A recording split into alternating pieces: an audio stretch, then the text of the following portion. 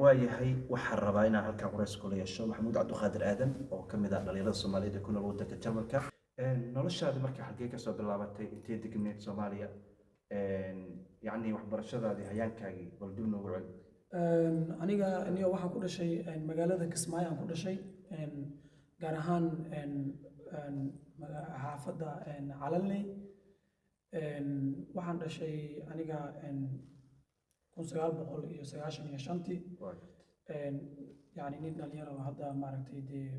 بربرك الصومالية كوسو قري ودنك أنا واحد يقول بيسي لابد يكون معركتي تضبطي يقول بيسي كسر تكس معي أنا داير وحنا سوى هذه إن وحبرشة أصاب بحي أن كان معركتي قعدتي dalka Kenya ka كينيا أنا كينيا أنا وحبرشة ذا وجود بيسي مقالة نيروبي أيان وح كوسو برتي سكول وحن سكول وحن لقين جري أرسال السنة كويا حافظة إسلي يعني الهداية قداشيسة عندي تغانا وتغانا عبساق جير مولد أنا واحد نقول جري قيبة مولد عندي جري عندي تغانا وتغانا وايهي طبعا مركز دليرة هاي runtii waxa waaye dhibaatooyinka dhalinyarada iska badan tahay wax dhibaato ah oo dhanka dhalinyarada aad kala kulantay haddii ay hal lahayd dhanka balwado kale ama cadaadis kaaga yimid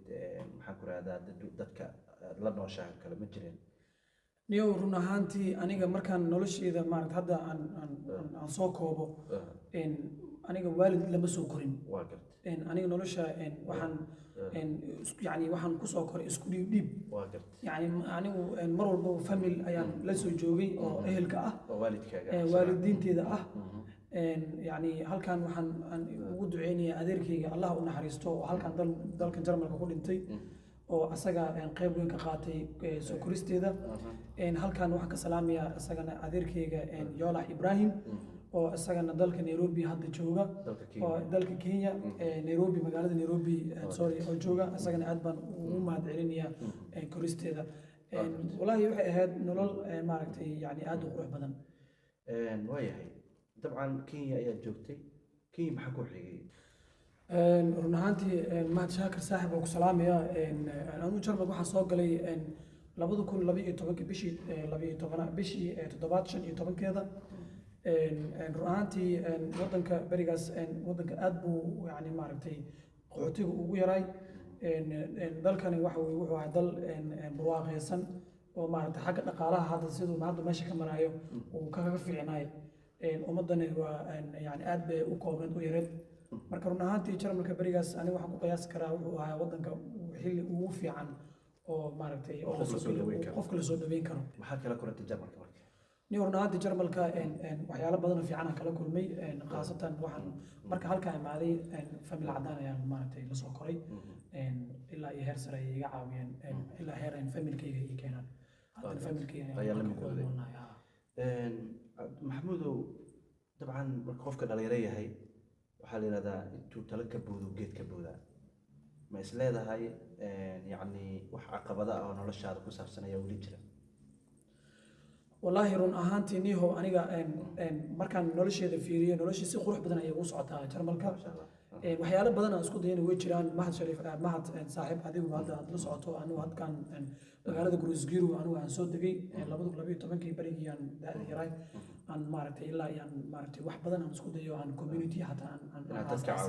إن ضدك عاويو رون أهانتي أنيقا سيدي لي عاوي أيان أنيقا مارتي أوغو برارو إنا أمد صوماليات أنو عاويو أنا هالكان كوميونيتي كدسي وتلافي عن محاجة عشها يعني قفل بوحمود جعليه نلعب فوتكو كلا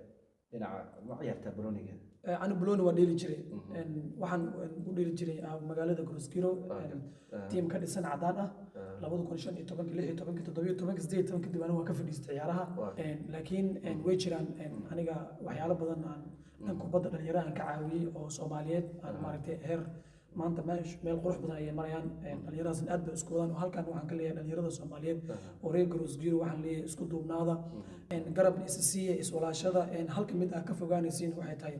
qabiilka inaad ka fogaatiin run ahaantii qabiilka waa shay aad u xun marka waxaan leeyahay dhalinyarada isku duubnaada Soomaaliyeed magaalada Grossgiro iyo qaasatan dalka Jarmalka oo dhanba dhalinyarada marka wacyi gelisaa daraagiska oo kale iyo khatarta ay leedahay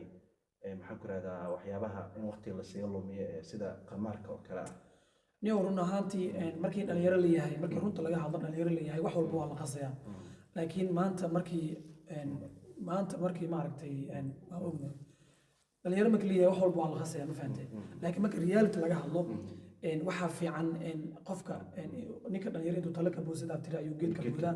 anu waxaan dhihi lahay dhalinyarada mar walbana hadda waan ku waaniyaa waan u sheegaa inay ka fogaadaan dadka xunxun oo mustaqbalkooda inay la saaxiibaan mustaqbalka ka haleynaya waayahay aad baad mahadsan tahay kaas wuxuu ahaa maxamed cabdiqaadir aadan oo ka mid ah dhalinyarada soomaaliyeed ee ku nool dalka jarmalka welibana ah nin bulshada aad ugu firfircoon waxqabad badan u muujiya caawiya dhalinyarada soomaaliyeed dadaal badanna sameeyey oo yacni ugu diga khatarta balwadda iyo qabaarka iyo dhibaatooyinka arrimahaasi laga dhaxli karo aad iyo aad waa mahadsantihiin maxamuud waa ku mahadsan adiguna aad waa mahadsantahay saaxiib asalaamu calaykum